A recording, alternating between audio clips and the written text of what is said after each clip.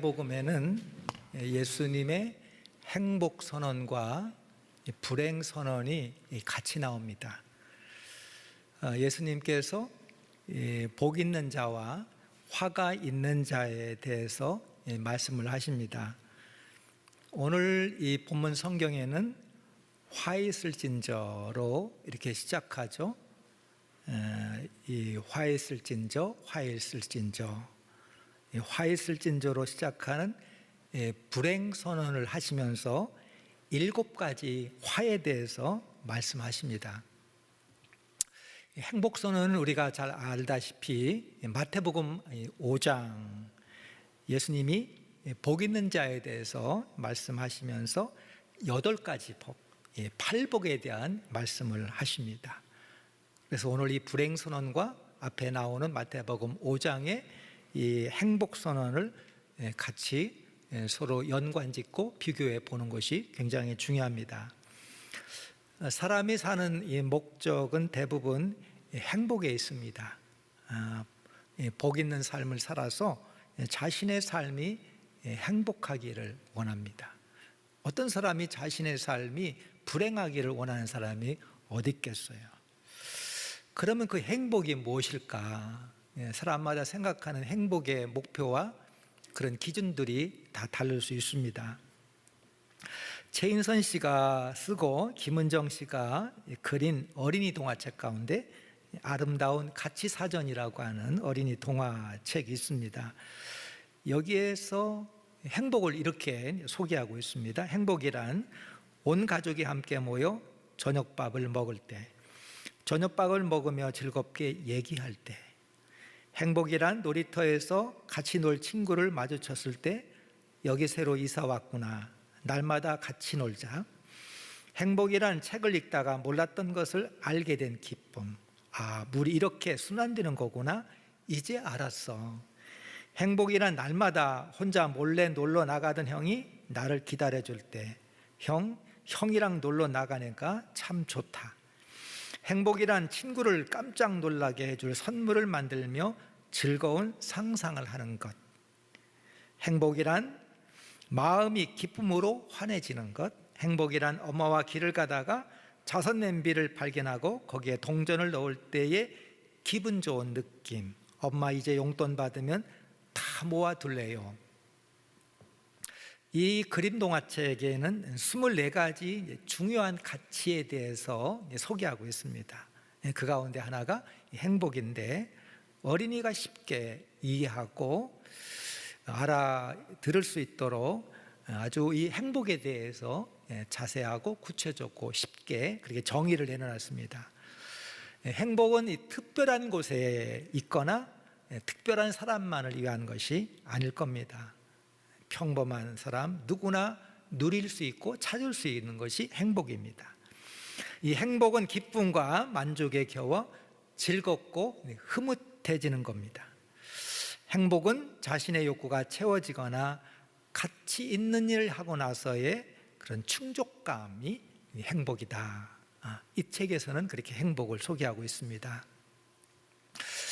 전통적으로 유대인들은 이 복을 4가지, 그 행복을 주는 이 복을 4가지로 유대인들은 그렇게 믿었는데, 물질적인 풍족함, 자손의 번창, 사회적 존경, 경건한 삶, 이 4가지를 유대인들은 전통적인 그런 복, 행복으로 그렇게 생각을 했습니다. 우리나라에도 오복이 있죠. 오복도 이와 매우 유사합니다. 5가지 복. 그런데 예수님이 말씀하시는 이 복, 행복은 우리가 쉽게 볼 수 없는 매우 낯설고 우리가 이 세상에서 말하고 있는 그런 복, 행복의 기준과는 달라도 너무 다른, 전혀 다른 이 예수님은 그 행복선언 8복을 말씀하시죠. 여러분 마태복음 5장 보시면 예수님의 행복선언이 나오잖아요. 어떻게 시작합니까? 심령이 가난한 자는 복이 있나니 천국이 저희 것입니다. 8가지 복의 시작이 그렇게 시작됩니다. 첫 번째, 심령이 가난한 자라 그랬습니다. 이 하나님의 복을 받은 자가 누구냐? 심령이 가난한 자다. 여러분, 하나님의 복을 받은 자요, 심령이 가난합니다. 하나님의 은혜와 복을 받은 자는 심령이 가난한 사람입니다. 내 안에 하나님 앞에 내세울 것이 하나도 없다고 하는 것을 아는 거예요. 그것이 복이라는 거죠. 그래 참된 복, 하나님의 복을 받은 자는 자신의 영적인 상태가 파산 상태, 완전히 파산해서 남은 것이 없어요. 자신의 영적인 상태의 파산 상태를 알고 회개하고 하나님 앞에 나와서 하나님을 겸손히 의지하는 자, 이게 첫 번째 하나님의 복 받은 자입니다. 두 번째는 애통하는 자죠. 자신의 온전한 상태, 내 상태가 어떤지를 알고 회개하면서 애통해하는 자가 하나님의 복을 받은 자입니다. 주여 나를 불쌍히 여기소서. 그 하나님의 자비의 손길에 의지하고 하나님 앞에 나와서 하나님 앞에 불쌍히 여겨달라 애통하는 자가 두 번째 복 받은 자입니다. 세 번째는 온유한 자입니다. 이 하나님의 은혜와 복을 받은 자는 모든 것을 하나님의 처분에 맡겨요. 어떤 때는 하나님 앞에 우리가 불평 원망할 때 있잖아요. 하나님 이게 뭡니까? 너무하시는 것 아닙니까? 마음에 들지 않는 거예요. 근데 하나님의 복과 은혜를 받게 되면 하나님 알았습니다. 하나님께서 나에게 허락한 것들을 내가 받아들이지 않아요. 온유하지 않아요. 넷째는 의에 줄이고 목마른 자다, 그렇게 되어 있습니다. 사람은요 다 목마름이 있습니다. 뭐에 줄이고 목말라, 뭐 때문에 저렇게 매일 바쁘고 뭐 때문에 광분하고 뭐 때문에 저러는가, 갈급함이 있기 때문에 그런 거예요. 사람에게는요 줄임과 목마름이 있습니다.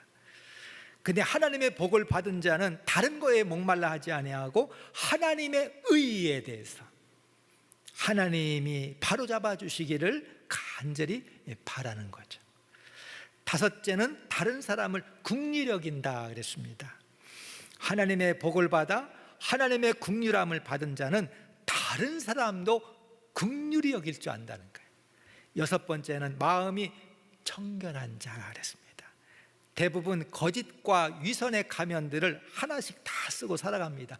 정도의 차이예요. 어떤 사람은 심하고 어떤 사람은 심하지 않을 뿐입니다. 그러나 하나님의 복을 받아 마음이 청결한 자는 하나님과 다른 사람의 관계에 거짓이 없는 거예요. 하나님의 복 받은 자입니다. 일곱 번째는 화평케 하는 자예요. 하나님의 복을 받은 자는 평화의 왕이신 예수 그리스도를 따라 평화의 사도로 화평케 합니다. 여덟 번째, 의를 위해서 박해를 받는 자. 많은 그리스도인들이 박해로 고난을 당하고 순교에 이르기까지 합니다. 이것도 하나님의 은혜와 복을 받아야 그리스도를 위해서 박해도 당하고 고난도 당하고 순교도 할 수 있는 거예요. 여러분, 이거는요 세상적 기준, 세상적인 기준, 세상적 가치로 보면은 어리석은 거, 허비하는 거, 낭비하는 거, 손해보는 것. 그러나 하나님의 복과 은혜를 받은 자는 거기에 길이 있고 거기에 진리가 있고 거기에 내 사명이 있고 거기에 하나님의 뜻이 있고 생명이 있기에, 그걸 알기에 주님을 따라가는 것입니다. 하나님의 복을 받은 자는 심령이 가난한 자요, 애통한 자요, 온유한 자요, 의에 줄이고 목마른 자, 긍휼히 여기는 자, 마음이 청결한 자, 화평케 하는 자, 의를 위해서 핍박받은 자입니다. 이 8복, 8가지 복, 예수님이 말씀하시는 행복 선언. 근데 이걸 누구에게, 대상이 누구냐는 거예요. 이 8복 행복 선언을 누구에게 하시냐는 거예요. 놀랍게 오직 예수님의 12 제자에게만 하셨어요. 산상수훈 따로 산에 모아놓고 예수님의 제자에게만 이 행복 선언, 이것이 진정한 행복이다, 이것이 하나님이 주시는 참된 복이다. 8가지 복. 영적인 눈과 영적인 귀와 마음이 열린 자에게는 이게 복이 아니잖아요.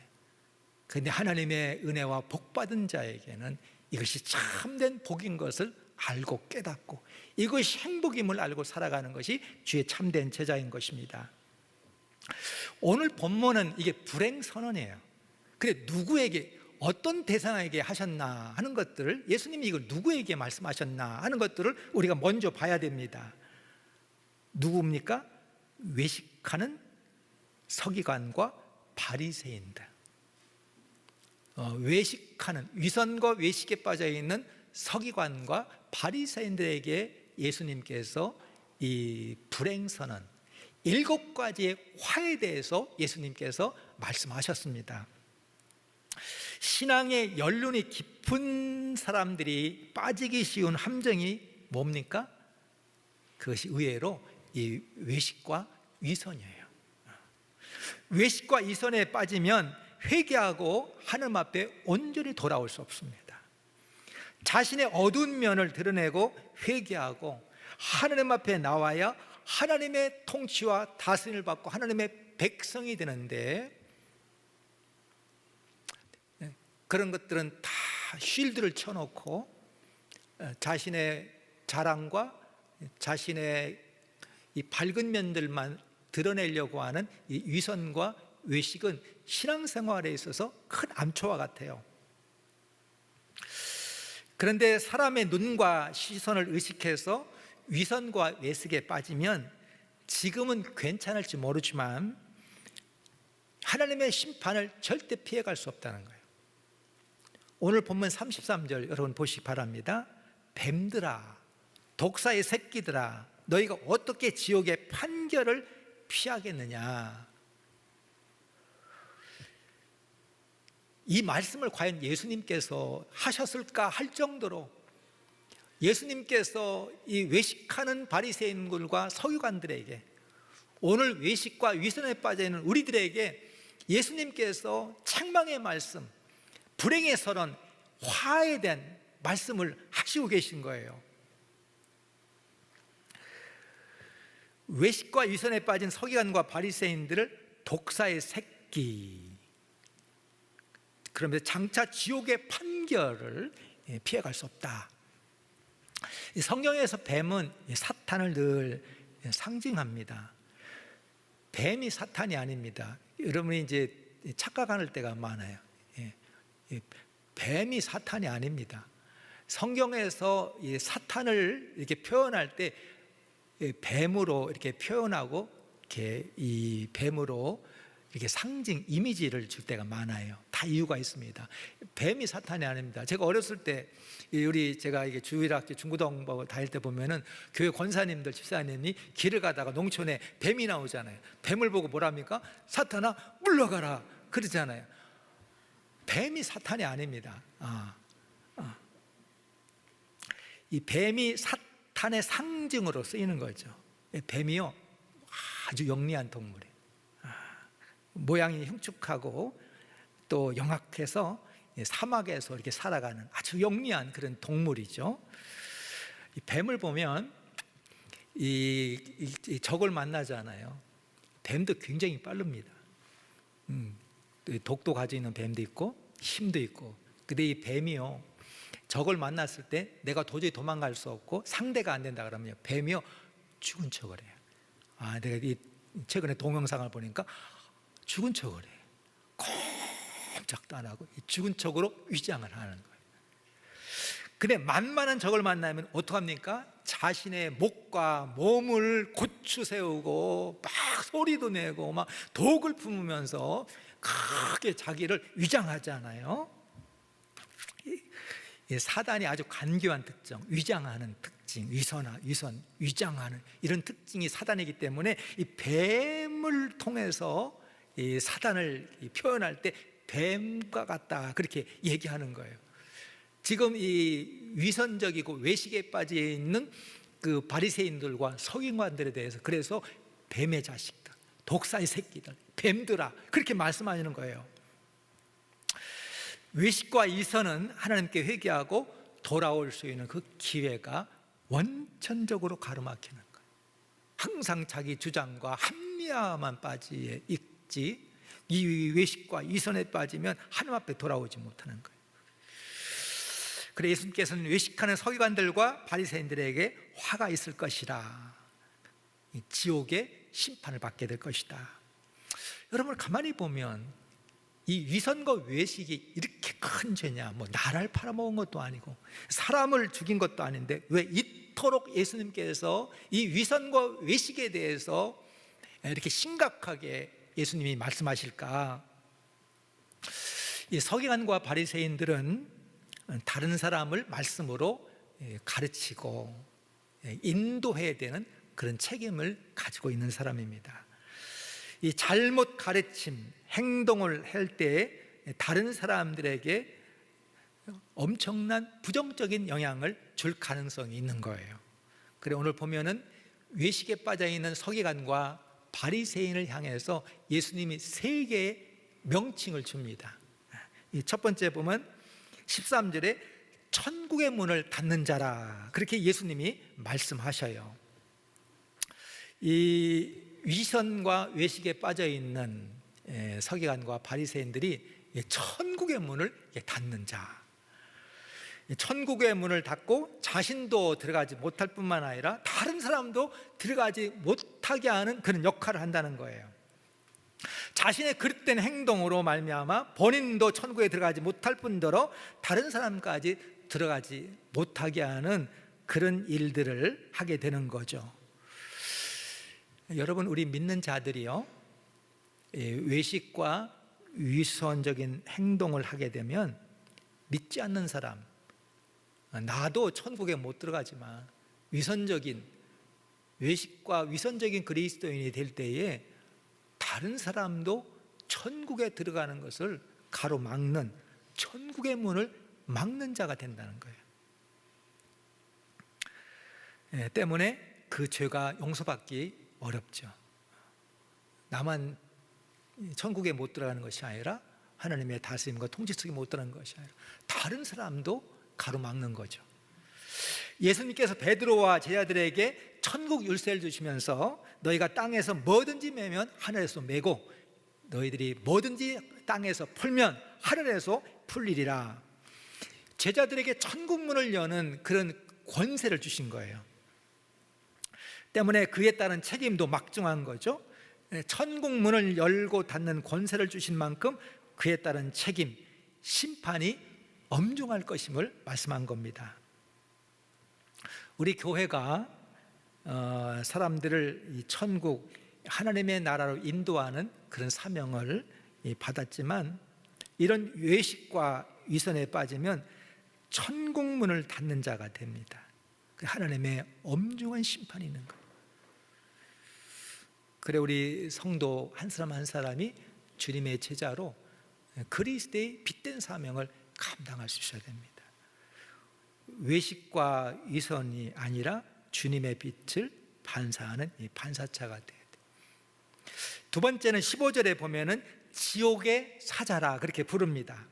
예수님은 서기관들과 바리새인들 향해서 개종자를 얻기 위해서 육지와 바다를 두루 다니며 어렵게 그 교인을 얻은 다음에 뭘 만들어요? 지옥의 자식을 만들더라 책망하십니다. 이 바리새인들도 전도로 나갑니다. 그래서 사도 바울이 선교팀을 이렇게 구성하고 나갈 때 보면 바리새인들이 선교팀을 구성하고 나간 것들을 해서 벤치마킹한 거예요. 여러분, 바리새인들도 선교를 나갑니다. 나가서 전도하다 바다를 건너고 육지를 가서 교인을 만드는 거예요. 개종자를 얻어가지고 뭘 만듭니까? 교인을 만든 다음에 그렇게 교인을 만든 다음에 뭐가 되게? 지옥의 자식.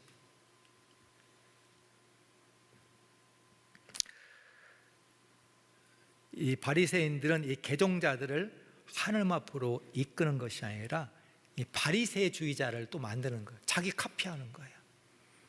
오늘날 사이비 이단 보면은 열심히 전도해서 지옥의 자식, 지옥 가는 자식 만들잖아요. 여러분, 우리 교회도요 정말 정신 차려요. 정말 열심히 나가서 전도해서 교인 만들지만 정말 이게 주님의 제자를 만드는 것인지, 아니면 어떤 사람에게 맹목적으로 충성하고 어떤 교파와 교단의 맹목적으로 그런 지옥의 자식을 만드는 것은 아닌지 정말 이 교회들은 정신 차려야 됩니다. 예수님이 책망하시잖아요. 열심히 교인 만들더니 나중에 그 지옥의 자식 만들더라. 그 죄는 결코 가볍지 않다는 거예요. 세 번째 16절에 보니까 눈먼 인도자 그렇게 되어 있습니다. 이스라엘 사람들은 하나님의 이름으로 맹세를 하면 반드시 지켜야 됩니다.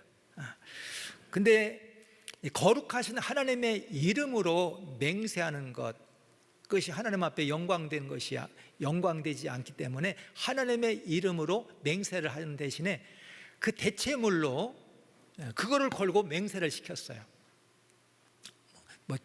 성전을 걸고 맹세한다든가 여러 가지. 우리도 보면은 뭘 이렇게 맹세할 때에 뭘 걸잖아요. 걸잖아. 내 아들 이름으로 내 아들을 걸고 내가 맹세한다. 뭔가 뭘 걸고 이렇게 맹세를 하는 때가 많이 있습니다. 근데 이 하나님의 이름으로 맹세하는 것을 율법으로 금지했기 때문에 그 대체물로 맹세하게 한 거죠. 근데 그 맹세를 회피하기 위해서 이 서기관과 바리새인들이 교묘하게 그 회피하는 그런 이 방법을 본인들도 사용했고 사람들에게도 가르쳐 줬어요. 그래서 예수님께서는 맹세하지 말라 그랬습니다. 맹세하지 말라. 주의 제단, 주의 성전을 놓고 맹세하고, 그러면서 그 맹세한 것을 안 지키려고 율법을 교묘하게 해석하고 적용하고 남용하고 오용한 다음에 그 약속한 것들을 안 지키기 때문에 예수님께서 맹세하지 말라, 맹세하지 말라. 예, 아니요, 분명히 하라. 예수님이 그렇게 말씀하시잖아요. 예수님의 뜻은 뭐예요? 맹세 없이도 약속한 것은 반드시 지켜야 된다는 거예요. 막 손가락 걸고 막 각서 쓰고 증인을 세우지 않아도 성도의 말이 보증수표가 돼야 된다는 거예요. 약속한 것 반드시 지켜야 돼요. 왜요? 성도는 모든 약속을 하나님을 걸고 하나님 앞에서 약속한 것 때문에 그래요. 약속한 것 반드시 행하지 못하고 교묘하게 핑계, 회피의 기술을 가르치는 서기관과 바리새인들을 예수님이 눈먼 인도자다. 본인도 눈멀었을 뿐만 아니라 눈먼 인도자가 이 백성들을 인도할 때 어떤 일이 있겠습니까? 겉으로 약속을 지키는 것 같이 보이지만 실상은 율법 해석을 기묘하게 해서 피해가는 이들, 외식하고 위선적인 지도자다. 예수님은 이 바리새인들과 서기관들이 하나님의 법인 율법을 준수하는 일에 표리부동한 거예요. 겉과 속이 다른 거예요. 그래서 위선자, 외식하는 자. 불행선언. 여러분, 외식하는 서기관과 바리새인들에게 화가 있을 것이다. 그것도 7개의 화에 대해 말씀하시는 거죠. 특별히 외식과 위선에 대해서 예수님께서 책망하세요. 여러분, 특별히 23절 한번 보시기 바랍니다. 23절에서 예수님은 이 서기관들과 바리새인들이 성도들에게 11절은 열심히 가르치고 11절 열심히 드리도록 하면서 그 더 중요한 정의와 긍휼과 믿음은 가르치지 않았다 그러면서 예수님께서 책망하시는 내용이 나옵니다. 여기 보면 예수님도 11조 드리는 것을 반대하시지 않았습니다. 어떤 성도님 가운데는 그 구약 율법이나 11조 드리는 것이 우리 시작 시대 때는 이 11조 안 드려도 된다. 그런데 그렇지 않아요. 오늘 여러분 성경 잘 보시기 바랍니다. 그런데 예수님께서 책망하시는 것이 뭐냐면은 이 11조만 열심히 드리도록 가르치고 끝난다는 거예요. 여러분, 11조 드리는 믿음 대단합니다. 내 생활의 10분의 1을 하나님 앞에 드린다는 거, 이 성도들의 그 신실한 그 믿음의 표현, 상징이 이 11조잖아요. 이 11조는 겉으로 드러나는 징표인데, 그럼에도 서기관들과 바리새인들은 정의와 긍휼과 믿음은 가르쳐 행하게 하지 않았다는 거죠. 너무 11조만, 모든 것들, 나머지 정의와 긍휼과 믿음은 다 버리고 11조로 모든 것을 다 대체하는, 예수님 뭐라고 했어요? 그것도 행하고 그것도 드리게 하라. 겉으로 드러나는 경건의 모습보다 더 중요한 것은 삶에서 하나님의 말씀을 따라 신실하게 살아가는 거예요. 여러분, 25절에서 서기관들과 바리새인들은 잔과 그릇의 겉만 깨끗하게 닦는 것처럼 겉으로만 경건하게 보이지만 속에는 뭐예요? 탐욕과 방탕이 가득하다. 겉으로 드러난 것보다 더 중요한 것이 내면이 더 깨끗해야 된다는 거예요.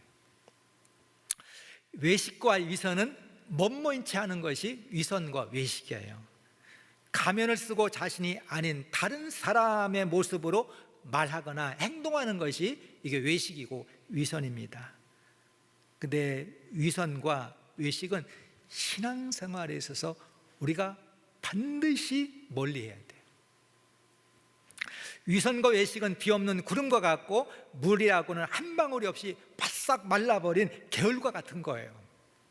여러분, 위선과 외식은 마치 연극 배우가 왕의 옷을 입고 무대 위에서 늠름하게 연극을 한 다음에 끝나면 평상복으로 갈아입고 빈궁한 자의 삶으로 돌아가는 것입니다.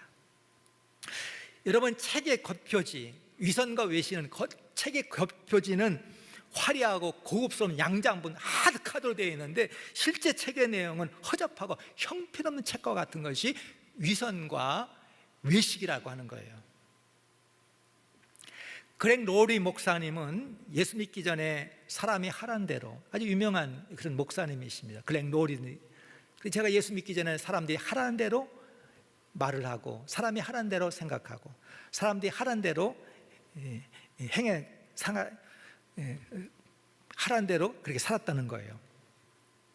근데 예수 그리스도를 믿고 나서는 자신의 삶에 대해서 아주 조심스럽게 깊이 생각하고 그것이 선악을 분별하여 살았다는 것입니다. 이 그렉 로리 목사님은 어머니가 알코올 중독자에 7번 결혼하고 7번 이해한 분이 어머니예요. 그런 가정에서 태어났어요. 간증하는데 내 어머니는 알코올 중독자였고 7번 결혼하고 7번 이해. 나는 그런 가정에 태어났습니다. 나는 신앙의 도움을 전혀 받지 못했습니다. 어머니에게 얻을 수 없었던 인생의 의미와 가치와 목적을 찾기 위해서 나는 복음을 듣고 예수를 나의 구주로 영접을 했습니다. 그 후에 내 삶은 완전히 달라졌어요. 예수님으로 달라졌어요. 그런데 신실해 보이는, 경건해 보이는 크리스찬 가정에서 태어나고 자란 많은 사랑도들 보면은 그들로 인해서 자기는 너무나 위선적인 삶을 살아가는 것을 보고 자기는 굉장한 충격을 받았노라, 그렇게 고백을 하는 거예요. 이 그렉 로리 목사님은 자신은 자랑할 것 없는 그런 부모 가정에서 자랐지만 정말 예수님 만난 다음에는 예수님 앞에 온전히 회개하고 주님 앞에 돌아와 주님 보시기에 합당한 삶을 살려고, 주님 보시기에 합당한 삶을 살려고 자기는 감추고 숨기는 것이 없이 주님을 따르며 신앙생활을 했다는 거예요. 오늘 28절에 예수님은 이와 같이 너희도 겉으로는 사람에게 옳게 보이되 안으로는 외식과 불법이 가득하도다. 오늘 우리에게 주시는 말씀이에요. 예수님이 우리에게 말씀하시기를 겉으로 사람에게 옳게 보이되 우리 안에는 외식과 불법이 가득한 자다.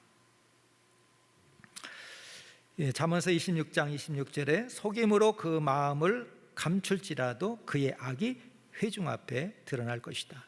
속여서 그 마음을 감출지라도 속에 있는 것들이 회중들 앞에, 사람들 앞에 다 드러날 것이다.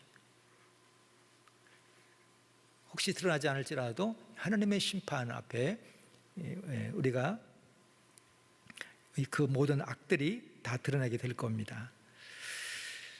남에게 보이려고 선을 행하거나 말과 행동이 일치하지 않으면 위선과 외식에 빠지죠. 결과적으로 우리 신앙이 병들게 됩니다. 위선과 외식에 벗어나야 우리 신앙이 온전해지고 신앙의 연륜과 깊이가 깊어질수록 예수님의 향기와 예수님의 형상을 우리가 담게 되어 있습니다. 외식을 피하기 위해서 뭘 하든지 늘 하나님을 의식하고 뭘 하든지 은밀히 살피시는 하나님 앞에서 우리의 내면 마음가짐을 새롭게 해야 됩니다. 사는 성도 여러분, 예수님을 따라 복 있는 자의 삶을 살아가십시다. 화 있는 자의 삶에서 벗어나십시다. 사람의 시선, 인정, 평가보다도 하나님 앞에 신실한 제자로 제자의 길을 걸어갈 수 있기를 축원합니다.